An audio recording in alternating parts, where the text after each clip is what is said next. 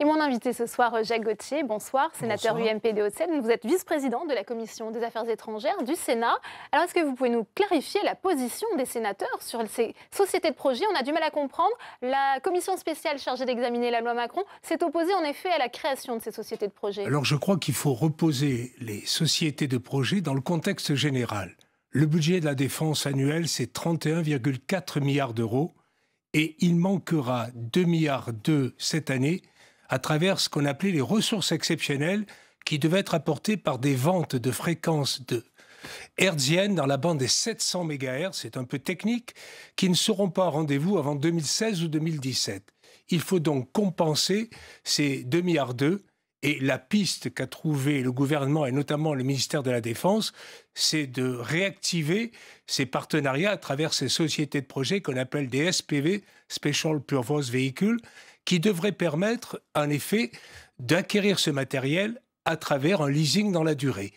Un petit correctif, ça ne concernera pas les OPEX qui sont prises en compte lorsqu'il y a un surcoût par ce qu'on appelle la réserve interministérielle pour lesquels la défense ne paie que 20%, le reste est pris en charge par les autres ministères.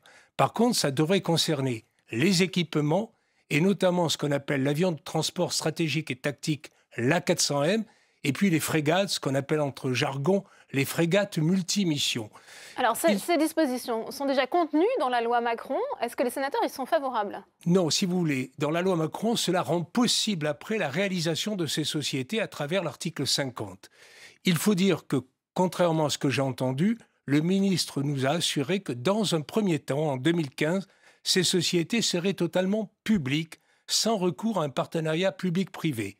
Par contre, il a évoqué pour le futur la possibilité de l'ouvrir au privé, notamment par rapport à des ventes à l'export de matériel pour lesquelles le leasing intéresse certains pays.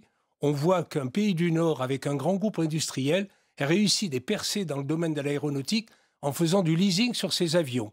Donc on ne veut pas se priver pour le futur de ce type de partenariat privé-public à travers des sociétés de projet.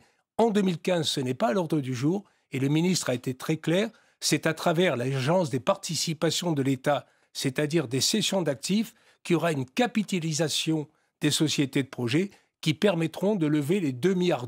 Donc le compte y sera pour les armées, puisqu'on voit que la cessation de paiement finalement plane sur nos armées aujourd'hui. C'est vrai cette année, c'est vrai en 2016 et en 2017, parce qu'au total, compte tenu des ressources exceptionnelles qui ne seront pas au rendez-vous, c'est 5,3 milliards qui vont manquer sur la durée, 5,1 milliards plus une marge à côté, donc ce n'est pas satisfaisant. Il faut donc trouver des solutions. Pour cette année, les sociétés de projet en sont une, ce n'est pas totalement satisfaisant.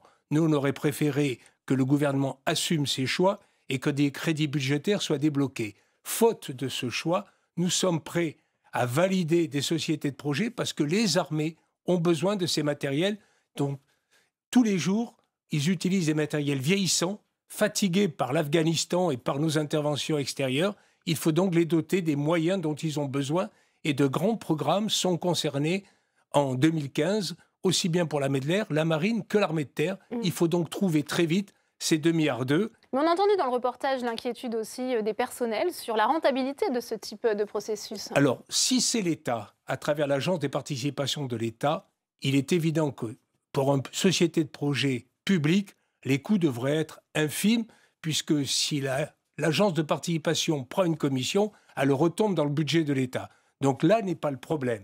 Par contre, si on allait vers des sociétés privées dans un deuxième temps, il est évident que là, cela a un coût. Mais est-ce qu'on a les moyens à long terme de refuser des matériels dont nous avons besoin tout de suite pour simplement parce qu'ils coûteront plus cher? C'est un choix à faire. Oui, et il n'y a pas non plus un risque sur la sécurité de ce matériel, ce système Non, de vous leasing? savez, beaucoup de pays, je pense à nos amis britanniques, utilisent déjà des avions en leasing.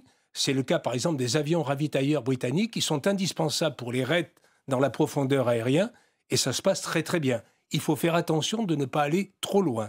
Mais ce qui compte en 2015, et c'est ce qui a rassuré les rapporteurs de la commission spéciale sur la loi dite Macron, c'est qu'on ne sera que dans du public, et le ministre de la Défense est engagé à venir défendre un amendement gouvernemental qui va réintroduire cet article 50 que la rendez-vous la Commission semaine prochaine, a supprimé alors Jacques Gauthier. pour arriver à nous convaincre. Merci beaucoup d'avoir été notre invité. Merci à vous.